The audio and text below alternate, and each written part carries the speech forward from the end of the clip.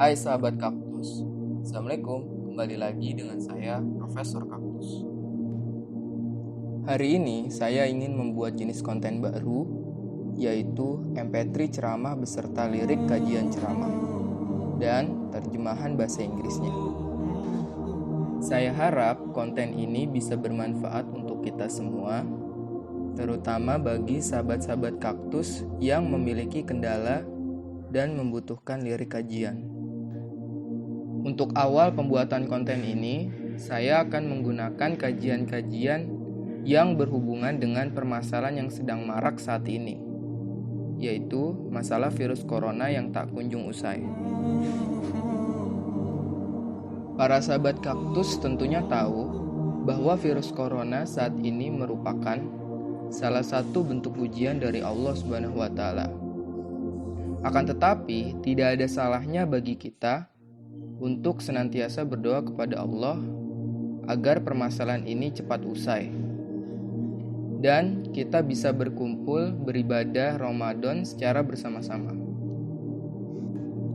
Oleh sebab itu, pada konten hari ini akan membicarakan tentang hamba yang berdoa kepada Rabb-nya dari Ustadz Umar Mita.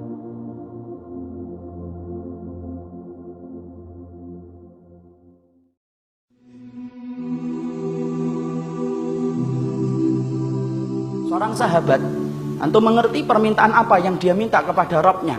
Dia meminta supaya nanti kalau dia terbunuh di jalan Allah, tidak ada orang musyrik yang mampu menjamah tubuhnya.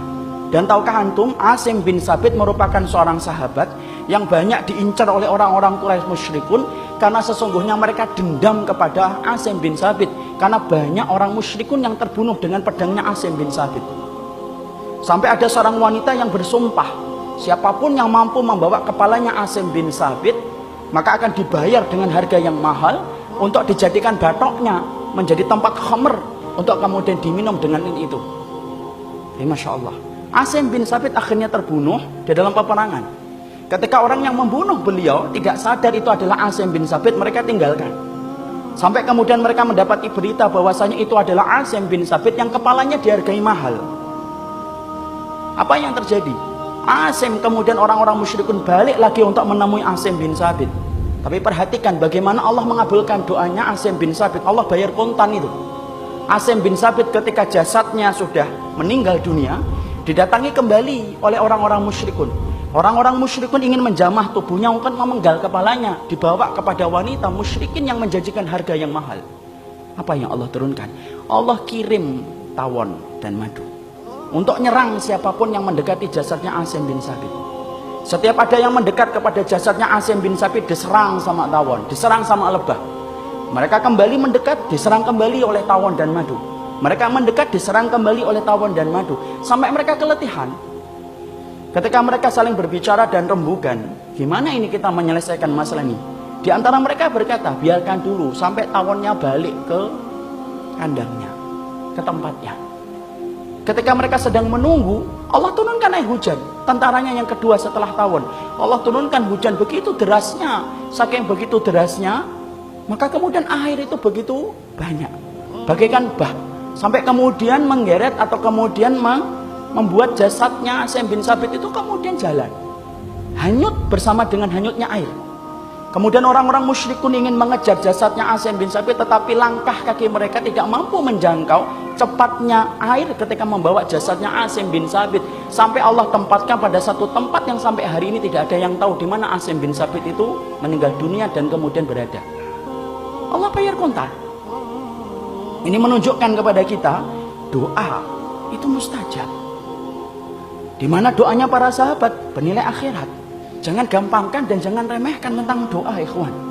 Karena ternyata banyak di antara kita yang tidak sadar, ketika kita mentok terhadap satu masalah, sering kita kemudian merasa kita tidak punya daya dan upaya lagi untuk merubah. Padahal kamu masih punya tempat untuk berdoa dan membuka pintu langit dengan doamu. Perhatikan Umar bin Khattab dalam riwayat Imam Malik. Ketika kemudian Umar bin Khattab itu berdoa, Allahumma rzuqni syahadatan fi sabilika wa wafatan fi biladi nabiyika. Umar bin Khattab itu berdoa, ya Allah, berikanlah aku ini mati syahid di jalanmu, Tetapi mati syahidnya di kota nabimu, kota Madinah. Maka ada seorang sahabat-sahabat, yaitu adalah Abdurrahman bin Auf, yang meragukan doanya Umar bin Khattab radhiyallahu anhu dan berkata, wahai Amirul Mukminin, kalau kamu meminta supaya mati syahid, ya jangan di kota Madinah. Wong kota Madinah lagi aman kok. Kalau meminta mati syahid, sana loh di perbatasan Syam, sana loh di Mesir, ketika sedang berkecamuk jihad antara Amr bin As dan pasukan Romawi. Tapi ternyata Umar bin Khattab yakin dengan apa yang dia minta kepada Allah. Dia tetap berdoa supaya mati syahid, dan mati syahidnya itu di jalan di kota nabinya.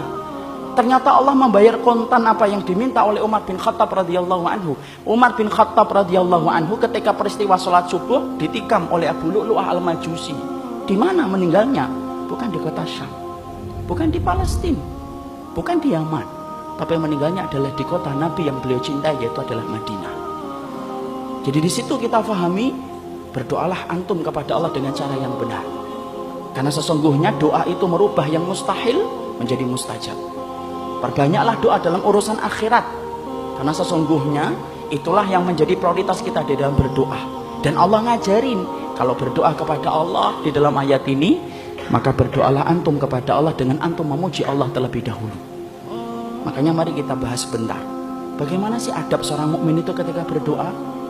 Angkat tangan. Maka kemudian di dalam kita berdoa, tidak boleh bagi kita itu kemudian tanpa mengangkat tangan. Riwayat-riwayat yang menerangkan tentang kita berdoa kepada Allah diterangkan secara mutawatir lafzi, yaitu adalah diterangkan dengan riwayat yang berlimpah dan banyak.